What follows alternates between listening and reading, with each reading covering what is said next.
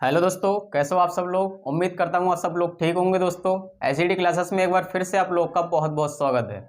दोस्तों जैसा कि आप लोग जानते ही हैं कि मैं आप लोग को डेली रात 9 बजे CTET math practice set provide करा रहा हूँ। ठीक है, आगामी एग्जाम सीटेट 2023 की दृष्टि से।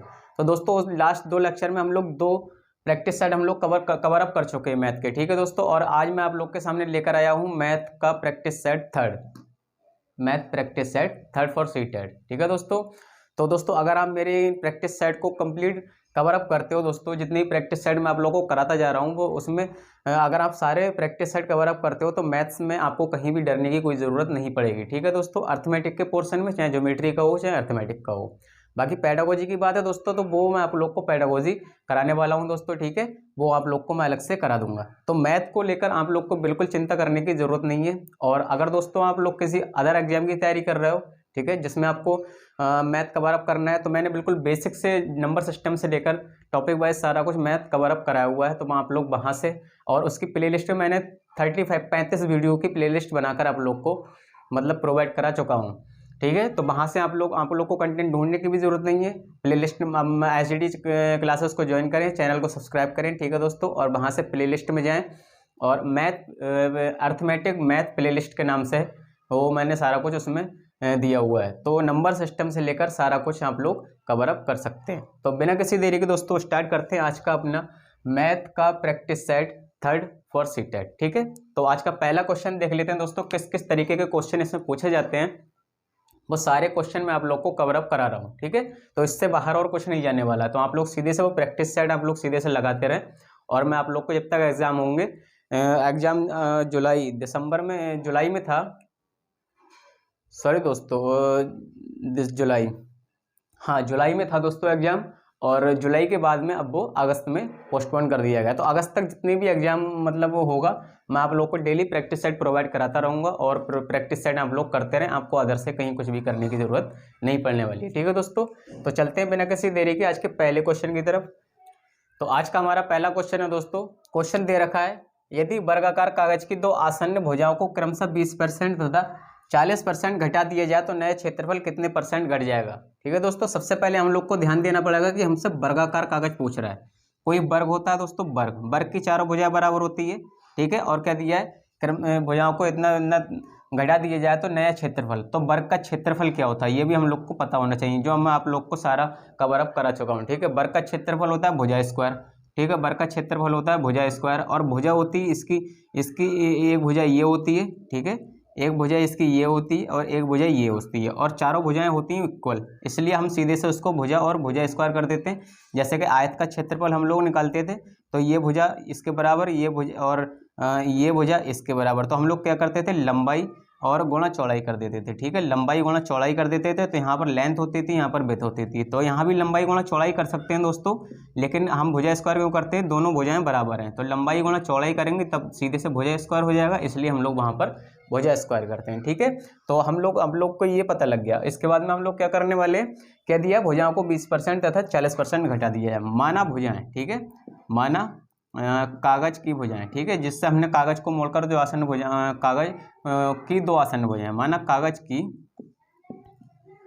भुजाएं। ठीक है, भुजाएं, लंबाई मान लिया 100 है। ठीक है, और चौड़ाई भी हम लोगों ने मान लिया 100 है। पहले की कंडीशन है। ठीक है, ये तो पहले की कंडीशन है, लंबाई 100 मान ली, चौड़ाई भी 100 मान ली। और पूछ रहा भुजाओं को 20% तथा इतना घटा दिया जाए तब क्षेत्रफल में कितने प्रतिशत घट जाएगा। ठीक है, तो पहले हम लोग को क्षेत्रफल पता होना चाहिए, पहले का क्षेत्रफल।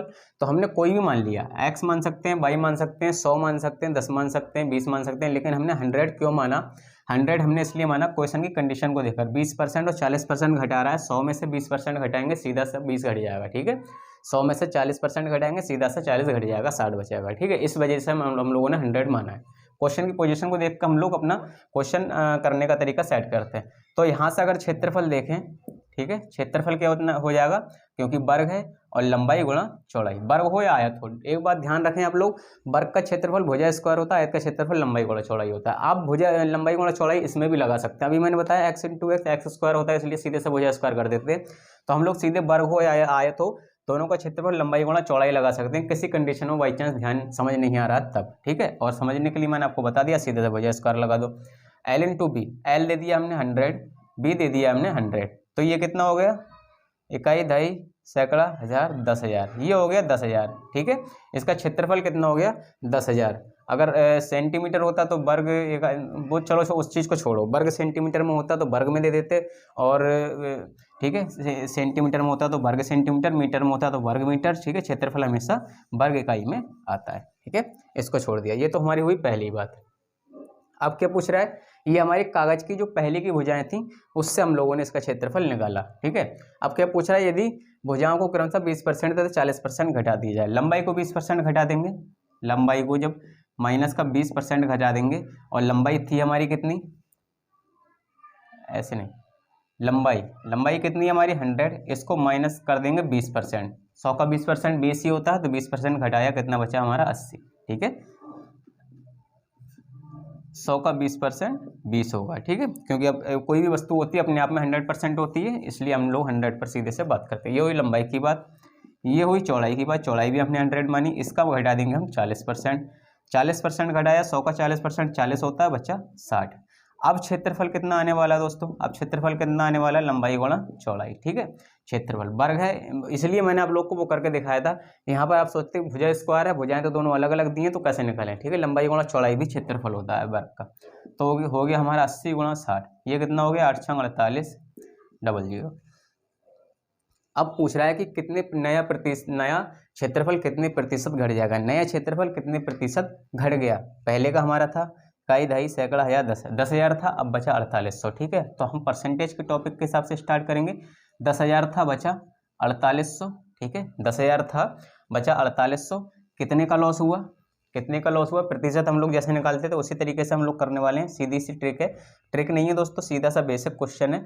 10,000 था, 4800 बचा, क्षेत्रफल 10,000 था, 4800 बचा, और कितने का लॉस हुआ, इसमें 5200 होगा। ठीक है, 5200 का लॉस हुआ। ठीक है, अब क्या करने वाले, प्रतिशत निकालने के लिए हम लोग 5200 का लॉस हुआ कितने पर, 10,000 पर।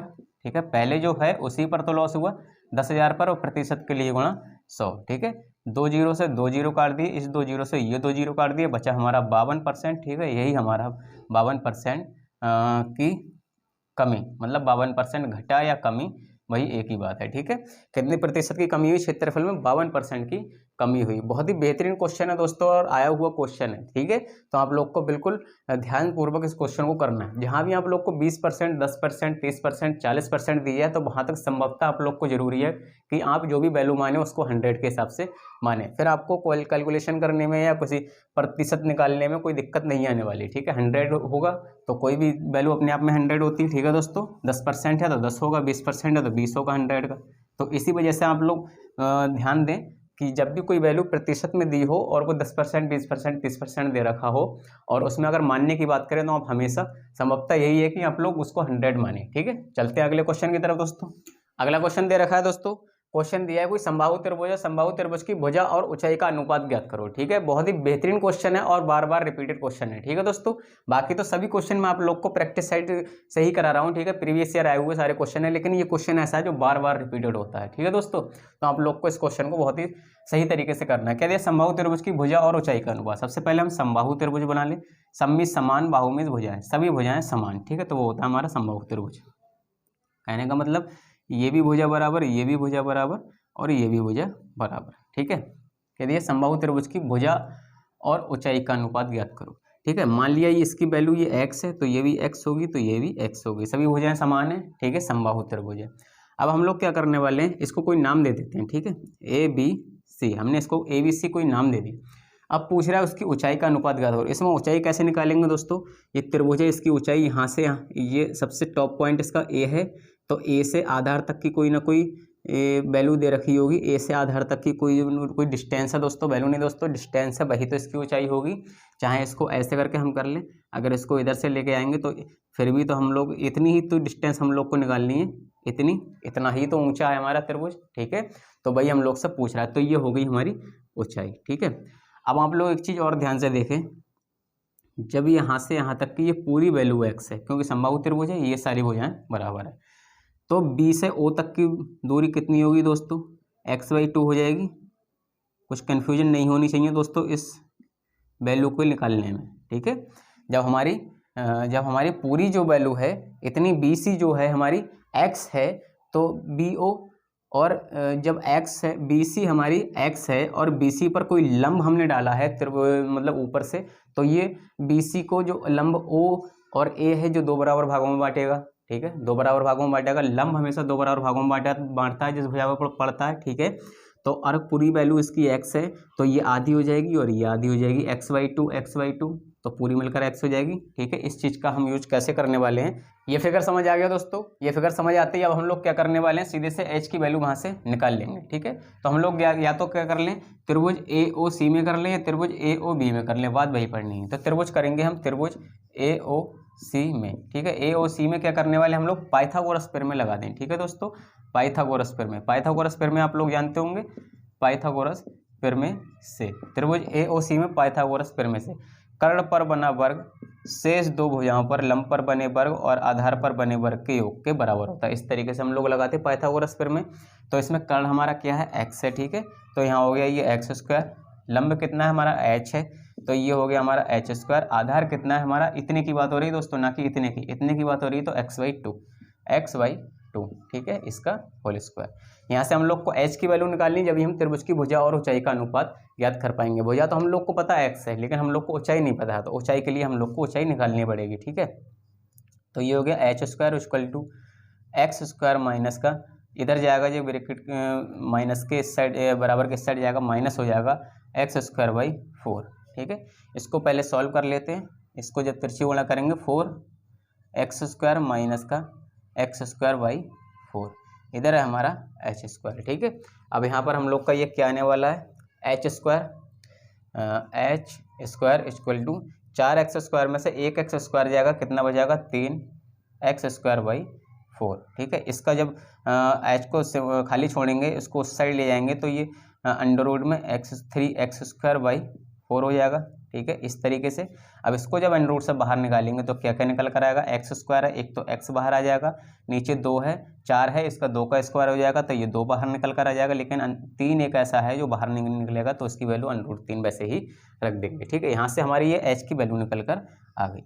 अब क्या पूछ रहा है, त्रिभुज की भुजा और ऊंचाई का अनुपात, भुजा और ऊंचाई का अनुपात पूछ रहा है। तो भुजा है x, ठीक है, भुजा अपॉन ऊंचाई। ठीक है, भुजा अपॉन ऊंचाई, भुजा है x और ऊंचाई कितनी है इसकी, ऊंचाई है इसकी, ऊंचाई है x√3 /2। ठीक है, इस तरीके से हम लोग देखते हैं। तीसरा पद होता है हमेशा ऊपर जाता है, x से x कट जाएगा, यहाँ पर बचा 1, और तीसरा पद है वो हमकर ऊपर जाता है, 2 यहाँ आ गया √3। ठीक है, तो ये अनुपात कितना आ गया इनका, 2:3। तो सीधे से ये करना जरूरी था, वैसे हम लोग को सीधे से याद भी होना चाहिए। समबाहु त्रिभुज है, इसकी भुजा और ऊंचाई का अनुपात 2:3 होता है। ठीक है, बहुत ही बेहतरीन क्वेश्चन है, सिंपल सीधे से मतलब थ्योरिकल क्वेश्चन में भी कभी कभार पूछ लेता है। ठीक है, तो बिना किसी देरी के चलते हैं दोस्तों अगले क्वेश्चन की तरफ। यदि 547.527, ठीक है, 547.527 और डिवाइड बाई दे रखा 0.0082 बराबर x हो।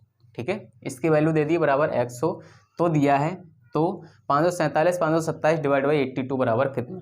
हमेशा दोस्तों आप देखते होंगे कि इसकी वैल्यू कुछ दे दी होती है, फिर x की वैल्यू पूछता है, लेकिन यहाँ पर जस्ट अपोजिट दिया है। ठीक है, पहले अंकों की वैल्यू बराबर दे दी x की, फिर अंकों की ही वैल्यू पूछ रहा है x की टर्म में। ठीक है दोस्तों, तो कोई दिक्कत नहीं है दोस्तों, चाहे इस तरीके से पूछे चाहे उस तरीके से पूछे, हम लोग को तो क्वेश्चन सॉल्व करना है। ठीक है, हम लोग को क्या करने वाले हैं, हम लोग इसमें करने वाले हैं, हम लोग को ये वैल्यू लानी है 527 डिवाइड बाई 82। तो इसको हम इस तरीके से सॉल्व करें दोस्तों, इन दोनों कंडीशन को सामने रखकर। ठीक है, फ्रंट पर रखकर 547.527 डिवाइड बाई 0.0082 = x। इस कंडीशन को सामने रखकर हम लोग इस तरीके से सॉल्व करें कि हम लोग 527 इस चीज़ को हम लोग क्लियरली निकाल पाएँ। ठीक है, अगर हम लोग ध्यान से देखें 547.527, ठीक है, और 0.0082। ठीक है, ये मैंने आप लोग को क्यों करा, बराबर में तो हम लोग का x चल ही रहा है। ठीक है दोस्तों, अगर हम, वो तो कंडीशन हमारी है ही दोस्तों। ठीक है, इस चीज़ को दोबारा लिखने की जरूरत नहीं।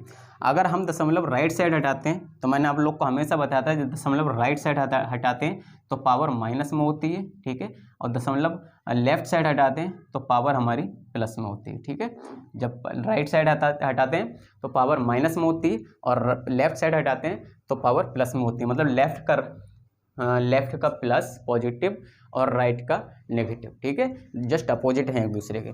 तो अगर हम दशमलव यहाँ से 1 2 3 तीन स्थान आगे बढ़ाएं, दशमलव तो हमें हटाना है, जब तो 547 527 आएगा। सिंपली हम लोग को दशमलव यहाँ से 1 2 3 स्थान आगे बढ़ाएं, तो यहाँ हम 10 की पावर, जब राइट साइड हटा रहे हैं 10 की पावर -3 कर देंगे। जब राइट साइड हटा रहे हैं दशमलव तो पावर माइनस में 10 की पावर -3 हो जाएगा, ठीक है। अब फिर यहाँ से हम लोग दशमलव, इसका भी हम 3 स्थान आगे हटा लें, ठीक है, 1 2 3, इसका भी हम 3 स्थान आगे हटा लें, क्योंकि हमें इस पावर को भी तो काटना है, ठीक है। सिंपल वैल्यू हम लोग की दे रखी, यहाँ दशमलव था हम लोग का 2 से पहले दशमलव था, 2 जीरो से पहले, ठीक है, 2 जीरो से पहले दशमलव था यहाँ कहीं। इस दशमलव को 1 2 3 तीन स्थान यहाँ भी हटा लो, ठीक है। तो हम लोग का क्या आने वाला है, 10 की पावर -3, ये भी आ जाएगा, ठीक है। बहुत ही बेसिक क्वेश्चन है, लेकिन थोड़ा सा घुमा हुआ है, ठीक है। अब हम लोग सीधे से क्या करने वाले हैं, 10 की पावर 3 से 10 की पावर 3 काट देंगे। तो ऊपर तो हमारा आ गया 547 527 जो हम लोग को चाहिए, नीचे 8.2 है, हम लोग को 82 लाना है, ठीक है। तो इसको ऐसे ही लिखेंगे 547 527 डिवाइड बाई 8.2, ठीक है। 8.2 है, इसको जब 82 में कन्वर्ट करने वाले हम लोग, 8.2 है दोस्तों, जब हम इसको 82 में कन्वर्ट करेंगे, 82 में, तो दशमलव हम लोग को एक स्थान आगे बढ़ाना पड़ेगा, ठीक है, दशमलव एक स्थान आगे बढ़ाना पड़ेगा, ठीक है। जब दशमलव हम लोग एक स्थान आगे बढ़ाने वाले हैं तो पावर हमारी जाएगी माइनस में, तो 10 की पावर -1 हो जाएगा, ठीक है, 10 की पावर -1 हो जाएगा, पावर गई हमारी माइनस में, इक्वल टू हमारा आ गया x, ठीक है, 10 की पावर -1। और इस -1 वाला फंडा यहीं पर हम लोग खत्म कर देते हैं, ठीक है दोस्तों, 10 की पावर वाला फंडा हम लोग यहीं खत्म कर दें, क्यों ना हम लोग यहीं खत्म कर दें। 8 पॉइंट हमारा जब 2 बचा था, इस दशमलव को हटाएंगे तो 1 जीरो ऊपर बढ़ जाएगा हमारा, ठीक है, 1 जीरो ऊपर बढ़ा दो या 10 बढ़ा दो सीधे से, अब सीधा रहे, सही रहेगा दोस्तों। पावर वाला फंडा हम लोग खत्म करने वाले हैं। तो ये हो गया हमारा, इसको एक दशमलव के गुणा 10 इस तरीके से भी हम लोग कर लेंगे। दशमलव के ऊपर एक लगाकर, और जितने के पहले या बाद है उतना 1 जीरो लगा दिया, ठीक है। तो हम लोग अब सीधे से हम लोग की वैल्यू निकल कर आ जाएगी। हम लोग अगर ध्यान से देखें 547 527 बटे 82 इक्वल टू कितना है, x तो हम लोग का दे रखा है, और ऊपर गुणा में 10 है, तो इधर हटाएंगे तो 10 कितना हो जाएगा भाग में, इसकी वैल्यू हम लोग से पूछ रहा है, और x बटे 10 हमारी वैल्यू आ गई, यही हमारा राइट आंसर है, ठीक है। तो बहुत ही बेहतरीन क्वेश्चन है, बस थोड़ा सा नंबर्स का इधर उधर करना है, ठीक है। तो चलते हैं दोस्तों अगले क्वेश्चन की तरफ। अगला क्वेश्चन देख लेते हैं दोस्तों। क्वेश्चन दिया, दिए गए चित्र में पी क्यू बराबर एस क्यू बराबर एस आर, ठीक है। पी क्यू बराबर है एस क्या दिया, पी क्यू, सॉरी दोस्तों, पी एस बराबर दे दिया है एस क्यू, ठीक है, पी एस बराबर दे दिया है एस क्यू, और एस क्यू बराबर दे दिया एस आर, मतलब पी एस बराबर एस आर, कुल मिलाकर यही मतलब, पी एस बराबर एस आर और एस आर बराबर एस क्यू बराबर एस आर, ठीक है। कहने का मतलब ये है, ये भुजा और ये भुजा तीनों आपस में बराबर है। अब कोण दे दिया, कोण एस पी क्यू, कोण एस पी क्यू बराबर 54 डिग्री हो तो एक्स का मान ज्ञात करो, तो ये वाले कोण का मान ज्ञात करो, ठीक है। ये वाला कोण दे दिया इस त्रिभुज में, ये कोण दे दिया 54 डिग्री, तो इस वाले कोण का, दूसरे वाले त्रिभुज के कोण की बात कर रहा है, ठीक है दोस्तों। हम लोग को इस क्वेश्चन में कुछ नहीं करना है, बस हम लोग को सर्वांगसम का नियम पता होना चाहिए, ठीक है। जब त्रिभुज सर्वांगसम होता है या समद्विबाहु त्रिभुज होता है, ठीक है। जब हमारा समद्विबाहु त्रिभुज होता है, समद्विबाहु त्रिभुज का रूल हमारा क्या कहता है, दो भुजाएं बराबर होंगी और दोनों कोण बराबर होंगे, ठीक है, दोनों कोण बराबर होंगे। जब ये कोण बराबर, जब किसी एक भुजा पर दोनों भुजाएं बराबर का कोण डाल रही हैं, ठीक है, ये लंब है, ठीक है, कोई लंब है, तो जितनी भुजा ये है उतनी ही भुजा ये है, ये बराबर है इसके, तो जितना कोण ये होगा उतना ही कोण ये होगा, ठीक है। तो ये जब 54 डिग्री कोण है तो ये भी हमारा 54 डिग्री ही कोण हो जाएगा, ठीक है। ये हमारा समद्विबाहु त्रिभुज का रूल है, और सर्वांगसम का भी रूल है। सर्वांगसम का रूल कैसे है, दो भुजाएं बराबर होंगी और दो कोण बराबर होंगे, तो त्रिभुज हमारे सर्वांगसम होंगे, ठीक है। सर्वांगसम कैसे होंगे, जैसे कि एस पी क्यू, ठीक है, तो हम लोग कह सकते हैं एस पी क्यू सर्वांगसम है त्रिभुज के, किसके, एस क्यू आर, ठीक है, एस क्यू आर। क्यों सर्वांगसम है दोस्तों, दो भुजाएं और दो कोण बराबर होंगे, ठीक है, दो भुजाएं तो बराबर होंगी, दो कोणों को हम बाद में देखेंगे।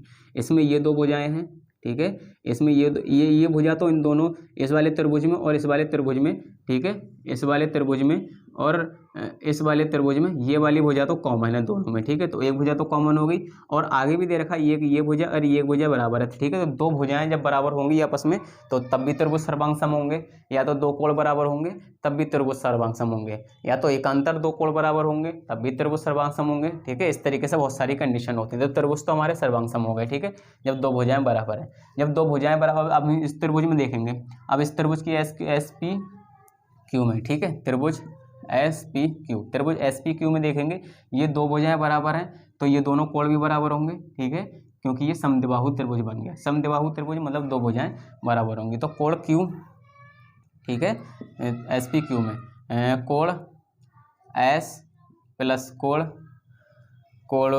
एस प्लस कोण, अब एस क्यू पी की कोई ज़रूरत ही नहीं है दोस्तों, ठीक है। अब हम लोग ध्यान से देखें, अब इस त्रिभुज की हम लोग को कोई ज़रूरत ही नहीं पड़ी। टोटल हम लोग का दे रखा है ये कोण, तो टोटल कोण हम लोग का ये कितना होगा 90 डिग्री होगा। कोण क्यू इक्वल टू 90 डिग्री है, ठीक है। और हम लोग को निकालना है एक्स निकालना है, और इधर वाला जो कोण है ये हम लोग को 54 डिग्री दे रखा है। तो कोण क्यू बराबर कितना है 54 degree plus X degree equal to 90 degree, ठीक है। इस तरीके से कर सकते हैं, इन दोनों को मिलाकर ही 90 डिग्री हुआ। कोण 54 डिग्री और कोण एक्स डिग्री कितना हो गया 90 डिग्री। एक्स की हम लोग को वैल्यू निकालनी है, 90 माइनस 54, ठीक है। कितना बचा 90 माइनस 54 36, 10 में से 4 गए 6 बचे, 8 में से 5 गए 3 बचे। एक्स बराबर हम लोग का आ गया 90 डिग्री, और यही हमसे पूछा है, ठीक है दोस्तों। तो सर्वांग समता के नियम और समद्विबाहु त्रिभुज, विषमबाहु त्रिभुज का तो रोल बहुत कम ही रहता है, लेकिन सर्वांग सम त्रिभुज और समद्विबाहु त्रिभुज और समबाहु त्रिभुज, इन तीनों को आप लोग को बहुत ही ध्यान से करना है, ठीक है। बिना किसी देरी के चलते हैं दोस्तों अगले क्वेश्चन की तरफ। अगला क्वेश्चन देख लेते हैं दोस्तों। क्वेश्चन दिया 57.12% के तुल्य भिन्न ज्ञात करो, ठीक है। तुल्य मतलब इसके समान कोई भी भिन्न हो ज्ञात करो। ऑप्शन दे रखे हैं, ए दे रखा है, बी दे रखा है, सी दे रखा है, डी दे रखा है, ठीक है। 359/625, 357/625, 347/625, 349/625। तो हम लोग को क्या करना है, इस भिन्न को 625 इसका हर हो उसके ऑप्शन में लाना है, ठीक है। फिर हम लोग को इसमें मैच करना है। तीनों कंडीशन में, चारों कंडीशन में हमें एक चीज़ कॉमन दे रखी है कि हमें हर हाल में 625 की टर्म में लेकर आना है, ठीक है। तो हम इसको सॉल्व करेंगे 57.12, ठीक है, प्रतिशत का मतलब प्रतिशत हटाना हो तो बट्टे में 100, लगाना हो तो गुणा 100, ठीक है। परसेंट निकालते हैं हम लोग, ठीक है। आप लोग से हमेशा कहता हूँ 200 में से 180 नंबर आने पर, ठीक है, 180 नंबर डिवाइड बाई 200 परसेंट के लिए गुणा 100, ठीक है। आप लोग इस चीज़ को अपने ध्यान में गांठ बांध लें दोस्तों, ये चीज़ आप लोग को बहुत ध्यान मतलब हेल्प करने वाली है, ठीक है। अगर हम लोग को कह दिया कि 300 में से 150 नंबर आए, ठीक है, 150 नंबर आए कितने में से 300 में से, और परसेंट निकालने के लिए हम लोग हमेशा प्रतिशत गुणा 100 निकालते हैं, ठीक है, इस तरीके से, ठीक। तो हम लोग यहाँ से हम लोग की परसेंट निकल कर आ जाती है, ठीक है। तो वही हम लोग करने वाले हैं, जब परसेंट लगाना हो तो गुणा 100, परसेंट अभी हम लोग को हटाना है तो बटे में 100, ठीक है, बटे में 100 कर देंगे, ठीक है। और यहाँ से हम लोग जब यहाँ से दशमलव हटाएंगे तो यहाँ तो पहले से ही 100 हो जाएगा, ठीक है। दशमलव 2 स्थान के पहले है तो 2 जीरो लग जाएंगे, दशमलव के नीचे 1 लगाकर 2 जीरो, तो ये हो गया हमारा कितना हो गया, ये हो गया हमारा 10,000, ठीक है। ये तो हुई हमारा, इसका हमने थोड़ा सा सॉल्यूशन निकाला है। अब हम लोग क्या करने वाले, 625 की टर्म में हम लोग को लाना है। अगर हम 625 की टर्म में लाएंगे तो 625 से ऊपर और 625 से नीचे भाग कर देंगे, 625 से गुणा और 625 से भाग, ठीक है। जब हम क्वेश्चन में कोई भी चेंजिंग करते हैं दोस्तों, तो वो चेंजिंग हम लोग इस लेवल पर होनी चाहिए कि अगर हम उस चीज़ को बाई चांस वहाँ से हटाना भी चाहें तो हमारे क्वेश्चन पर कोई फ़र्क ना पड़े। अगर हम लोग इसको हटाना चाहें तो 625 से 625 काट देंगे, एक बचेगा और इस पर हमारे क्वेश्चन पर कोई फ़र्क नहीं पड़ने वाला, फिर से हमारा वही आ जाएगा, ठीक है। इस 100 से परसेंट बना देंगे, इस 100 से हटाकर दशमलव लगा देंगे, वही हम लोग का फिर से आ जाएगा, ठीक है। तो 625 तो हम क्वेश्चन के अकॉर्डिंग लेकर आए हैं, क्योंकि हम लोग से उसने पूछा है कि इस फॉर्मेट में आपको आंसर देना है, ठीक है। अब हम लोग क्या करने वाले, सीधे से काटना शुरू कर दो। 625 नीचे रखेंगे, ऊपर से 625 हटाना है, ठीक है, क्योंकि आपको देख रहे हैं आप लोग ऊपर से 625 की कोई टर्म नहीं है। तो 25 चौके 100, ठीक है, और 25 625, ठीक है, 25 दूनी 50, 12 125, 25 पंजे 125, ठीक है, ये बचा। इस 25 से फिर इस 100 को भी काट देंगे, 25 चौके 100, ठीक है, ये कट गया। इससे हम सीधे काटेंगे 4 से इस चीज़ को, 4 एकम 4 बचा 1, 17 हो गए, 4 चौक 16 बचा 1, 11 हो गए, 4 दूनी 8 बचे 3, 32 हो गए, 4 अट्ठे 32, ठीक है। अब इस 4 से भी हम लोग काट देंगे। इस 4 से जब हम लोग इसको काटेंगे, 4 से हम लोग काटेंगे 1428 को। 4 तियाँ 12 बचे 2, 22 हो गए। 4 पंजे 20 बचे 2, 28 हो गए। 4 सत्ते 28, ठीक है, ये बचा। अब हम लोग का टोटल काट पीट कर सारा कुछ क्या बच रहा है, ऊपर तो हमारा 357 बच रहा है, नीचे सब कुछ कट है। इस 625 को नहीं छूना है दोस्तों, क्योंकि आंसर हमें 625 की टर्म में देना है, ठीक है। ऊपर क्या बचा हमारा 357, ठीक है, और डिवाइड बाई करके क्या दिया है 625, क्योंकि हम लोग को उस 625 को रखना है। यही हमारा राइट आंसर आ गया। और आप लोग अब ऑप्शन मैच कर लो कि इस ऑप्शन में हमारा ये दिया हुआ है, ठीक है, 357 625। तो ऑप्शन बी हमारा राइट आंसर होगा, ठीक है। तो इस तरीके से क्वेश्चन को सॉल्व करना है, ठीक है। हम लोग को क्वेश्चन देखना है, ऑप्शन देखकर हम लोग को क्वेश्चन स्टार्ट करना है दोस्तों, ठीक है। क्वेश्चन ऑप्शन हम लोग को किस बेस पर दिए हैं और फिर हम लोग को क्वेश्चन को सेट करना है। चलते हैं दोस्तों अगले क्वेश्चन की तरफ। अगला क्वेश्चन देख लेते हैं दोस्तों। अगला क्वेश्चन दिया है, कोई संख्या दे दी 2x - 13, 2x - 11, 2x - 9, 2x - 7 क्रमागत हैं, ठीक है। ये क्रमागत तो हो गई, 7 2 9 2 11 2 13, और सम में से 2x में से वो घट रही हैं, ठीक है। अब पूछ रहा है ये संख्या बताओ सम है, विषम है, प्राकृतिक है या अभाज्य है, या किस तरीके से सारे क्वेश्चन ऑप्शन दे रखे हैं, ठीक है। तो आप लोग हमेशा ध्यान रखेंगे, एक चीज़ को आप नोट डाउन कर लें, ठीक है। एक चीज़ को आप सबसे पहले नोट कर लें, जब भी किसी संख्या से विषम संख्या घटाने पर, ठीक है, किसी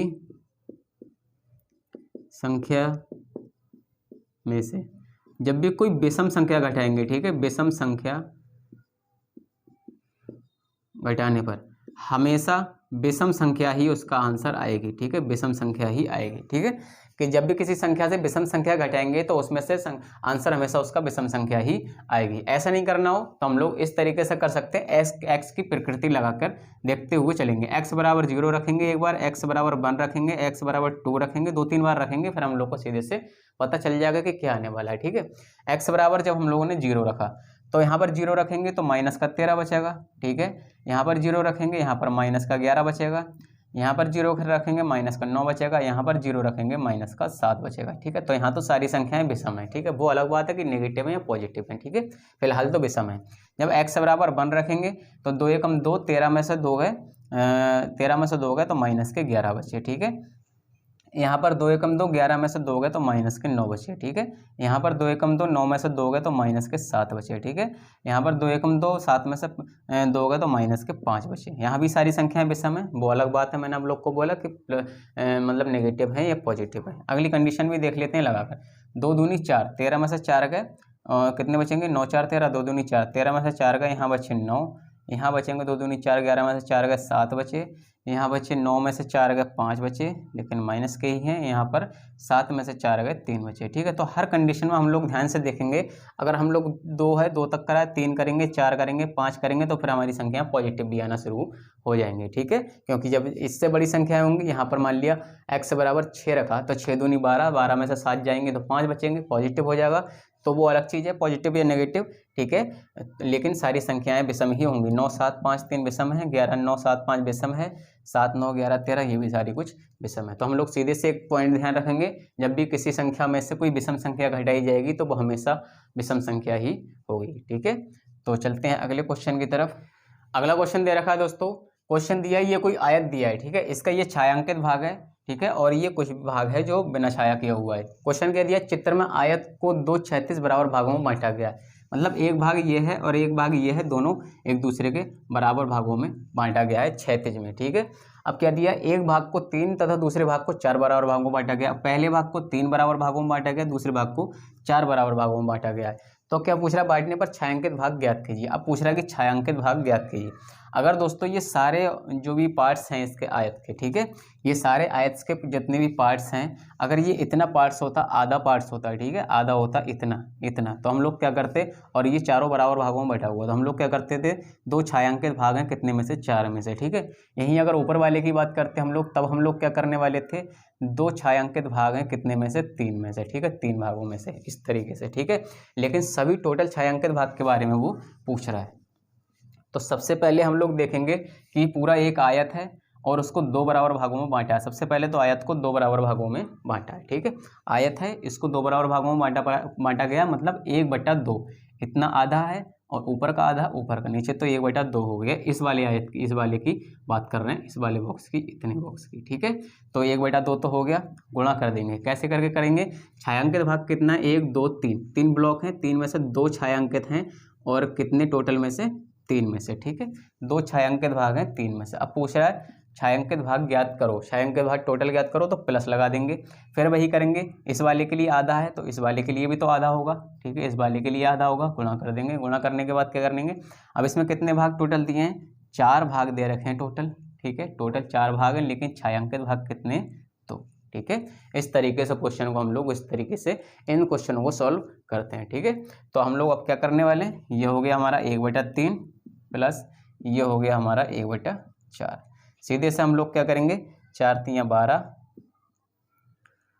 3 चौक 3 एकम 3, 3 चौक 4 एकम 4। एलसीएम तो आप लोग कर लेते होंगे आराम से, ठीक है दोस्तों। नीचे नीचे गुणा करो और तिरछे गुणा कर दो, 4 एकम 4, 3 एकम 3। तो ये हो गया हमारा 7/12, ठीक है, 7/12।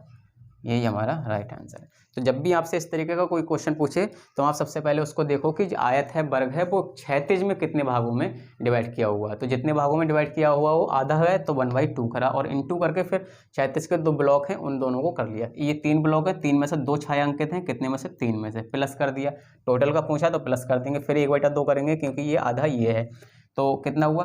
2 ब्लॉक छायांकित हैं, कितने में से? 1 2 3 4 में से, और इसको फिर सॉल्व कर देंगे, ठीक है। चलते हैं दोस्तों अगले क्वेश्चन की तरफ। अगला क्वेश्चन देख लेते हैं दोस्तों। अगला क्वेश्चन दिया किसी लोहे की छड़ को पुनः ढालने पर, ठीक है। कोई लोहे की छड़ है, मान लिया कोई लोहे की छड़ है, इसको पुनः ढालने पर उसके अर्धव्यास को 1/4 कर दिया जाता है। हम लोग ने ये कैसे पता लगा कि लोहे की छड़ मोटी ही है, ठीक है। लोहे की छड़ ऐसी भी हो सकती थी, लेकिन हम लोग को ये कैसे पता लगा कि ये कहीं ना कहीं इतनी मोटी छड़ है कैसे भी? क्योंकि उसमें दे रखा है कि उसके अर्धव्यास को, अर्धव्यास क्या होगा? जब पूरा व्यास पता होगा तभी तो अर्धव्यास होगा, ठीक है। इसलिए हम लोग को पता लगा कि हमारी लोहे की छड़ जो है कोई मोटी छड़ है जिसका पाइप मान लो, ठीक है, लोहे का। तो हम लोग यहाँ से फिर यहाँ की दूरी हमारी होती है r, ठीक है, इस तरीके से दिया है। तो हम लोग ने समझ लिया कि लोहे की छड़ हमारी इस तरीके से है। उसके अर्धव्यास को 1/4 कर दिया जाता है तो उसका आयतन वही रहता है, तो उसकी नई लंबाई ज्ञात करो, ठीक है। ये उसके अर्धव्यास को 1/4 करने पर भी उसका आयतन वही रहता है। तो लोहे की छड़ है, ठीक है। आप लोग ध्यान से देखें तो ये बेलन का काम करेगी, ठीक है। लोहे की छड़ है, इसमें अर्धव्यास है और व्यास है, सारा कुछ है, तो ये बेलन का काम करेगी। तो क्या करा? उसका आयतन तो हम लोग सीधे से लगा देंगे बेलन का आयतन, ठीक है। बेलन का आयतन, बेलन का आयतन पहले कितना है? लोहे की छड़ का पहले का आयतन निकाल लेते हैं, πr² होता है, ठीक है, πr²। मैंने आप लोगों को ज्योमेट्री में सारा कुछ बेसिक से कराया हुआ है, बिल्कुल। आप लोग अगर थोड़ी भी दिक्कत होती है इसको करने में तो हम लोग वहाँ से आप लोग देख लें जाकर। मैंने सीटेट 2023 के नाम से पूरा अर्थमेटिक और ज्योमेट्री का पूरा पोर्शन कवर अप कराया हुआ है, और उसमें आप लोग को प्ले लिस्ट प्रोवाइड करा दी है, ठीक है, दोनों सेक्शन से। तो आप लोग वहाँ से जाकर सारा कुछ कवर अप कर सकते हैं। इसको देखते हैं तो ये हो गया हमारा πr²h। चलो इसको यहीं छोड़ते हैं। अब क्या दिया क्वेश्चन में आगे? पुनः ढालने पर उसके अर्धव्यास को 1/4 कर दिया जाता है। r को कर दिया जाता है 1/4, 1/4 r, ठीक है, मतलब r/4 1/4 कर दिया जाता है। तो उसका आयतन वही रहता है, तब भी उसका आयतन वही रहता है। जब 1/4 कर दिया जाता है तब भी उसका आयतन वही रहता है, मतलब इसके बराबर ही होगा, ठीक है। फिर πr²h लगाएंगे।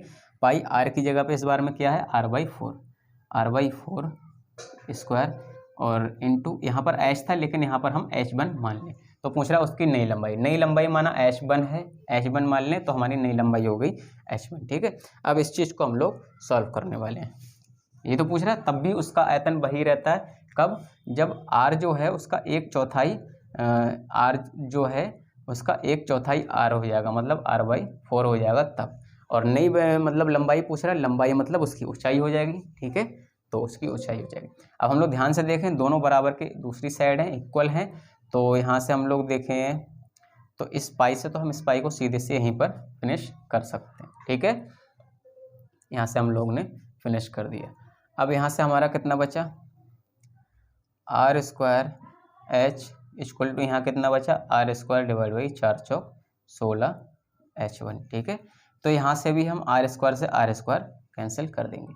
यहाँ पर हमारी नई लंबाई h1 है, वो कितना हुआ? ऑप्शन हमारा कितना आया? क्रॉस मल्टीप्लिकेशन कर देंगे 16h, ठीक है, 16 × h।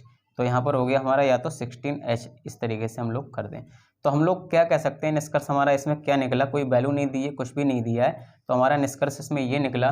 तो उसकी नई लंबाई ज्ञात करिए। उसकी नई लंबाई ऑप्शन में दे रखा होगा आपको कि पुरानी लंबाई के इतने गुना हो जाएगी, इतने गुना हो जाएगी, इतने गुना हो जाएगी। तो आप लोग सीधे से जहाँ पर आपको मिले ऑप्शन 16 गुना होगी नई लंबाई जो है पुरानी लंबाई की 16 गुना होगी, वही ऑप्शन आपको क्लिक कर देना है। ठीक है, तो यहाँ पर ये 16 गुना होगी दोस्तों। ठीक है, 16 गुना, और यही इसका राइट आंसर है। ठीक है दोस्तों, बेहतरीन क्वेश्चन है। चलते हैं बिना किसी देरी के अगले क्वेश्चन की तरफ।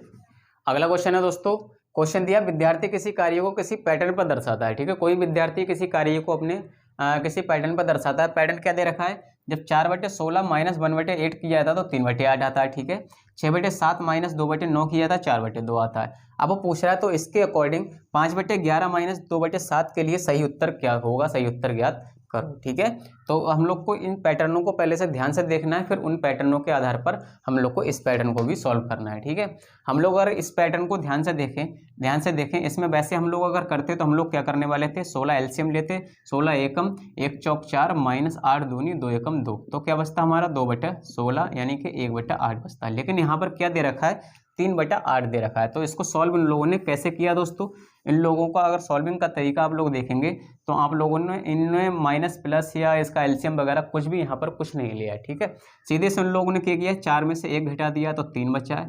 ठीक है, 16 में से 8 घटा दिया है तो 8 बचा है।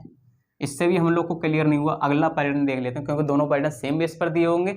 अगर यही उसमें भी फॉलो होता होगा इसमें, तो हम लोग इसी पैटर्न पे इसको भी सॉल्व कर देंगे। ठीक है, सीधे से देखेंगे 6 में से 2 जाएंगे तो 4 बचने वाले हैं। ठीक है, 7 में से 9 या 9 में से 7 जाएंगे, वो एक ही चीज़ है, तो यहाँ पर हम लोग के 2 बचने वाले हैं। ठीक है, 6 में से 2 गए 4, 7 में से 9 या 9 में से 7 गए तो 2 बचे। ठीक है, यहाँ पर हम लोगों ने सॉल्व किया था, हमारे अकॉर्डिंग 3/8 आया था, लेकिन 3/8 दिया ही है।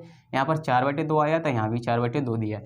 तो इसी पैटर्न के आधार पर हम लोग अपने क्वेश्चन को सॉल्व कर देंगे। ठीक है, तो हम लोग क्या करेंगे, 5/11 माइनस 2/7, 5 में से 2 घटा देंगे सीधे से 3 बचेगा, और 11 में से 7 घटा देंगे सीधे से 4 बचेगा, 7 4 11, और यही हमारा इसका राइट आंसर होने वाला है। ठीक है, बेसिक क्वेश्चन है, लेकिन कभी कभार आप लोग को फंसा देता है। हम लोग क्या करने वाले, सीधे से एलसीएम लेंगे, क्वेश्चन को सॉल्व करते रहेंगे, फिर इसको करेंगे, आंसर हमें कहीं भी मैच ही नहीं हुआ दोस्तों। ठीक है, इसलिए बहुत ही ध्यान से पहले पैटर्न को देखना है। पैटर्न बेस्ड क्वेश्चन जो होते हैं बहुत ही बेहतरीन क्वेश्चन होते हैं, बार बार आप लोगों से पूछे जाते हैं। चलते हैं अगले क्वेश्चन की तरफ दोस्तों।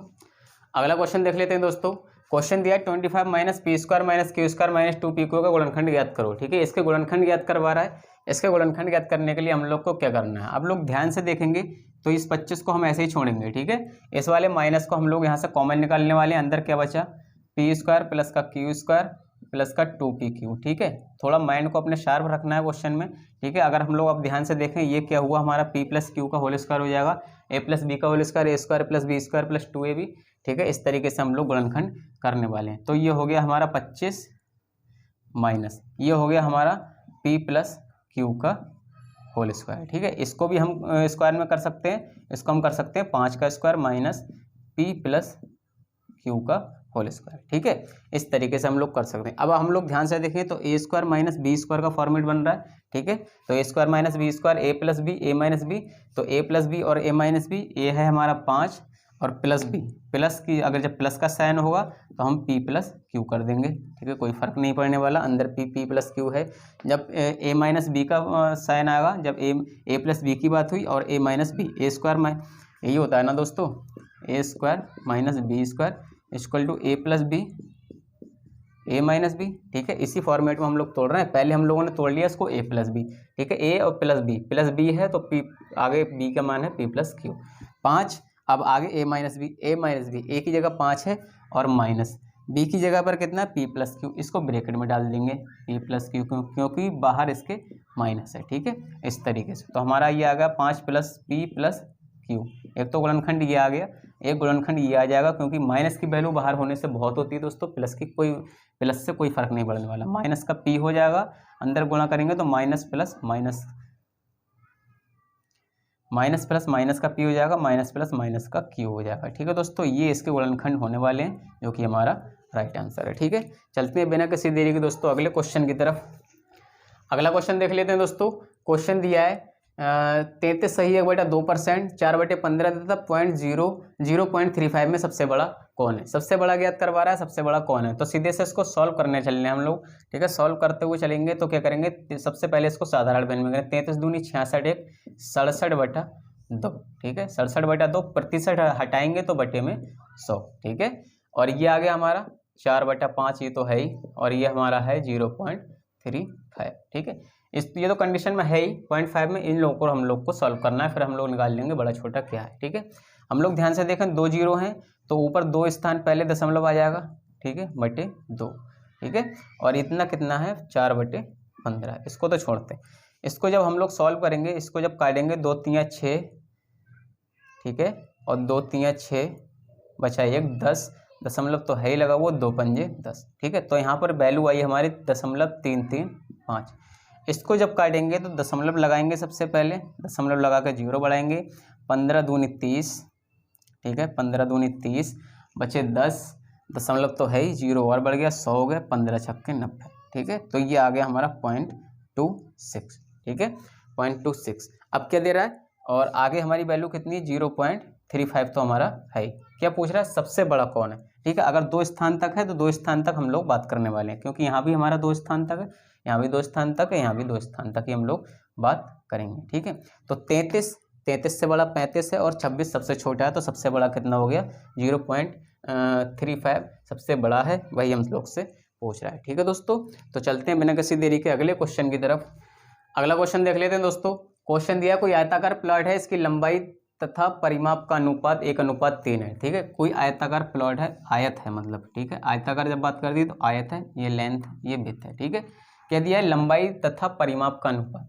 लंबाई तो L है, और परिमाप कितना होगा, आयत का परिमाप, ठीक है, निकाल लेंगे आयत का परिमाप। परिमाप कितना होगा, परिमाप, परिम इस बाहर की माप, मतलब 2 गुणा लंबाई प्लस चौड़ाई, लंबाई प्लस चौड़ाई, यही होता है परिमाप। तो ये हो गया 2L प्लस का 2B। अब क्या दे रखा है, लंबाई तथा परिमाप का अनुपात। लंबाई है L, परिमाप है 2L प्लस का 2B। इसका अनुपात क्या दे रखा है, 1/3, 1:3, ठीक है।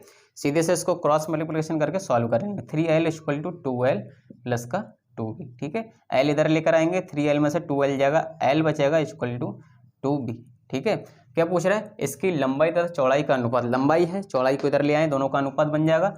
L = 2B है, ठीक है। लंबाई है, नीचे चौड़ाई पहुंचा दी, तो हमारा बचा 2, इसको बटे में 1 कर लेंगे जबरदस्ती, कोई नंबर कुछ भी नहीं है, तो इसका अनुपात आ जाएगा 2:1, ठीक है। लंबाई और चौड़ाई का अनुपात पूछा है, लंबाई और चौड़ाई का अनुपात निकल कर आ गया 2:1। चलते हैं अगले क्वेश्चन की तरफ दोस्तों। अगला क्वेश्चन दे रखा है दोस्तों, क्वेश्चन दिया ABC प्राकृतिक संख्याएं हैं, ठीक है। ABC क्रमागत प्राकृतिक संख्याएं हैं, कोई क्रमागत संख्याएं, प्राकृतिक संख्याएं हैं, तो प्राकृतिक संख्याएं हैं मतलब इसमें एक चीज और लिख लें दोस्तों, क्रमागत प्राकृतिक संख्याएं, ठीक है। ABC जो है क्रमागत प्राकृतिक संख्याएं हैं। तो ऑप्शन दे रखे C² - A² = B², ठीक है। बी दे रखा है C² - A² छोटा है B² से, ठीक है। C² + A² = A², C² - A² बड़ा है B से, ठीक है। तो इस क्वेश्चन में आप लोग कुछ नहीं करना है, सिर्फ एक नोट पॉइंट करके आप लोग को नोट डाउन कर लेना है, ठीक है। जब भी ABC कोई 3 क्रमागत प्राकृतिक संख्याएं दी हो और इस तरीके का ऑप्शन में आप लोग को क्वेश्चन मिला हो, तो आप लोग को सीधे से नोट पॉइंट करके लिख लेना है, और मैं इधर आपको सीधे से क्वेश्चन करा रहा हूँ। नोट पॉइंट करके आपको लिख लेना है, तीसरे पद का स्क्वायर, तीसरी संख्या का स्क्वायर माइनस तीसरी संख्या का स्क्वायर माइनस पहली संख्या का वर्ग। तीसरी संख्या आप नोट करके लिख लें कि जब भी इस तरीके की प्राकृतिक संख्याएं दी हो, इस तरीके के ऑप्शन में कोई पूछता हो, तब नोट करके हम लोग लिख लें। क्या करना है, तीसरे पद का वर्ग माइनस पहले पद का वर्ग हमेशा बड़ा होता है दूसरे पद से, ठीक है। हमेशा बड़ा होता है दूसरे पद से। तीसरे पद का वर्ग माइनस पहले पद का वर्ग हमेशा बड़ा होता है दूसरे पद से, यही उसका राइट आंसर है। इस क्वेश्चन में कुछ और ज़्यादा सोचने समझने की जरूरत नहीं है, ठीक है। आप लोग यही नोट पॉइंट कर लें, तीसरे पद का वर्ग माइनस पहले पद का वर्ग बड़ा होता है हमेशा, ठीक है, सेकेंड पद से, यही इस क्वेश्चन में पूछ रहा है, ठीक है दोस्तों। चलते हैं अगले क्वेश्चन की तरफ। अगला क्वेश्चन दे रखा है दोस्तों, अगला क्वेश्चन दिया, कोई कंडीशन दे दी है, A × B = A² + B² and AB = A² - B², ठीक है। तो कंडीशन दे रखी है 5 × 2 और ब्रैकेट के बाहर डॉट लगा के दे दिया है, मतलब डॉट लगा के दिया दोस्तों, ये दशमलव नहीं है, डॉट है, मतलब मल्टीप्लिकेशन का ये साइन है मेरे अकॉर्डिंग, ठीक है।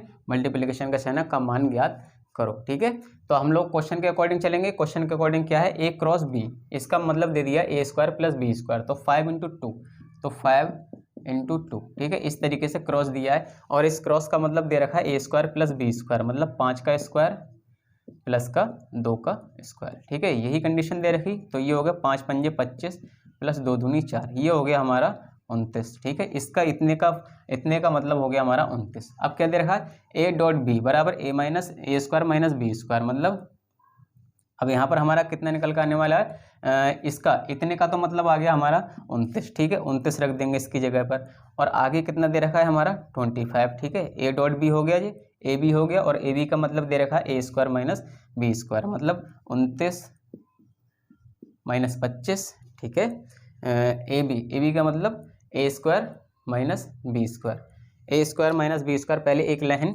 बढ़ा लेते हैं। ठीक है, एक लाइन बढ़ा लेते हैं, 29 का स्क्वायर माइनस 25 का स्क्वायर। ठीक है, 29 का स्क्वायर माइनस 25 का स्क्वायर अकॉर्डिंग टू क्वेश्चन। अब इसको हम सॉल्व कर लेते हैं, A square minus B square, 29 plus 25 एक बार प्लस, 29 माइनस 25 एक बार माइनस। ठीक है, इसको सॉल्व करेंगे, 20 दूनी 40, 9 5 14, 54 हो गया दोस्तों, ये 9 5 14 4, और 2 दूनी 4 और 1 5, ये हो गया 54, और ये क्रॉस में तो है ही इसके साथ में, ये हो गया 29 में से 25 जाएंगे, बचेगा 4। ठीक है, इसको मल्टीप्लिकेशन कर देंगे, 4 चौक 16, 4 पंजे 20 और 1 21, 216 इसका राइट आंसर है। ठीक है, बहुत ईजी क्वेश्चन है, इसको दोबारा रिपीट करने की शायद ही आपको ज़रूरत हो, लेकिन मेरे हिसाब से ज़रूरत नहीं पड़ने वाली। ठीक है, चलते हैं अगले क्वेश्चन की तरफ। अगला क्वेश्चन दे रखा है दोस्तों, क्वेश्चन दिया है 13 की पावर 2003 है। ठीक है, इसमें दिया है इकाइयों के ज्ञात करो। जब भी ऐसा क्वेश्चन आए, मैंने आप लोग को बार बार बताता हूँ कि जब भी ऐसा क्वेश्चन है, बड़ी से बड़ी पावर है, तो उस पावर को सबसे पहले लिखो और उसको 4 से डिवाइड करो। ठीक है, अगर 4 से पूरा कट जा रहा है तो इसके इकाई अंक की वैल्यू 4 लगा, पावर 4 लगा दो। अगर 4 से पूरा नहीं कट रहा है, कोई शेष बच रहा है, तो जितना शेष बच रहा है वो इकाई अंक की वैल्यू भगा दो, उसका उतना शेष लगा दो। कैसे करने वाले हम लोग, 4 पंजे 20। ठीक है, 20 तो हो गया। ठीक है, यहाँ पर एक 0 बचा, और 3 करने के लिए हम एक और 0 और एक और बचा। ठीक है, अगर हम लोग ध्यान से देखते हैं, 500 चौक 2000 हो जाएगा। ठीक है, 2003 है तो यहाँ पर 3 शेष बचने वाला है। ठीक है, ऐसी कैलकुलेशन करोगे साइड स्टेप हो जाओगे, लेकिन ध्यान से देखिए, 500 दूनी 1000, 1000, 500 3 1500, 500 चौके 2000, 2000 4 बार चलेगा, लेकिन बचा यहाँ पर 3 शेष। ठीक है, इस 3 शेष को हम लोग क्या करने वाले हैं, या तो अगर छोटी वैल्यू है तो सीधे से 13 की पावर लगा दो। ठीक है, 13 की पावर लगाएंगे तो क्या करेंगे, 13 गुणा 13 गुणा 13। ठीक है, 3 3 9 3 27, इकाई अंक की गुणा करते चले जाते हैं, 3 3 9 3 27, 7 हमारा इसका राइट आंसर आने वाला। या हम लोग क्या करने वाले हैं, 3 की पावर सीधे से, एक इकाई अंक की पावर सीधे से जो शेष बचा उसको लगा दो, 3 3 9 3 27, जब भी हमारा इकाई अंक 7 आने वाला है। ठीक है, तो बहुत ही बेहतरीन क्वेश्चन है और बहुत आसानी से इस क्वेश्चन को मैंने आपको सॉल्व करना सिखाया है। ठीक है, चलते हैं अगले क्वेश्चन की तरफ।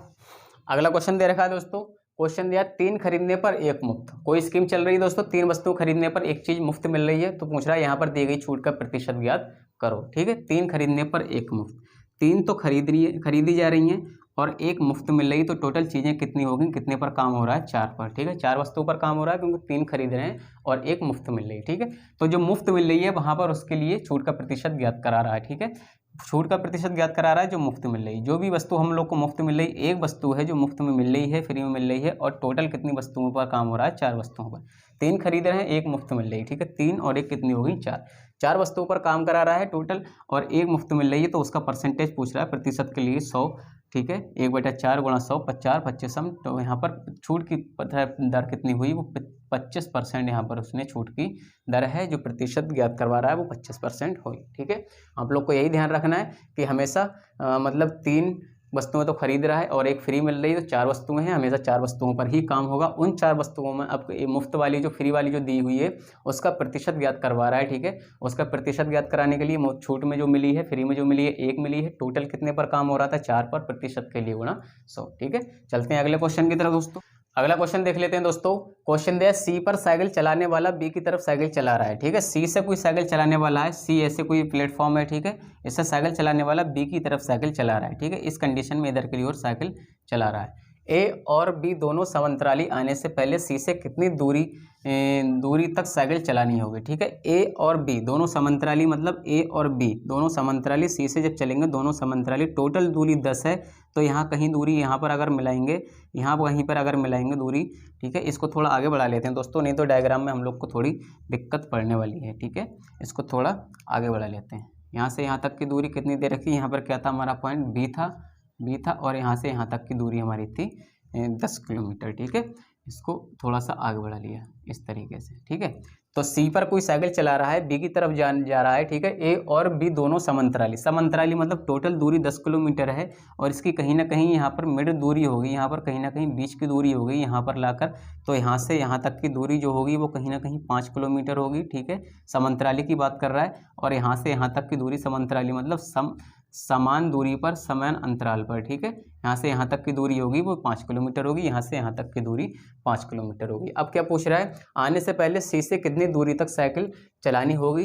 तो सी से यहाँ से समांतराली तक आने के लिए सी से कितनी दूरी तक साइकिल चलानी होगी दोस्तों, तो सी से 5 किलोमीटर की दूरी तक यहाँ साइकिल चलानी होगी, और भाई हमसे पूछ रहा है। ठीक है, 10 किलोमीटर की टोटल दूरी है, सी से कितनी दूरी तक समांतराली मतलब मिड आने के लिए, समांतराली मतलब मिड, दोनों के मिड आने के लिए सी से कितनी दूरी तक साइकिल चलानी होगी। बकाया ये सब आपका कुछ दिया है, वो सब बेफालतू की चीज़ है, बिना फालतू में ऐसे ही मतलब दे दिया है डराने के लिए। ठीक है, अगर आपसे बाई चांस पूछता कि ए से कितनी दूरी, ठीक है, चलाने के समांतर सी से कितनी दूरी पर साइकिल चलानी होगी, सी से कितनी दूरी पर साइकिल चलानी होगी, 5 किलोमीटर की दूरी तक साइकिल चलानी होगी। अगर पूछ लेता कि ए से कोई कंडीशन अगर इस तरीके से पूछ लेता, तब हम लोग वहाँ से निकाल देते, ये 4 है दोस्तों, और यहाँ पर, ठीक है, यहाँ पर ये 4 है, और यहाँ पर ये ऐसे करके कुछ भी कंडीशन निकाल देते, यहाँ से यहाँ तक की दूरी कार्ड निकाल देते, ये आधार है, यहाँ से एक्स मानकर कुछ भी कर देते। ठीक है, लेकिन हम लोगों से पूछा है सी से कितनी दूरी तक साइकिल चलानी होगी, तो सी से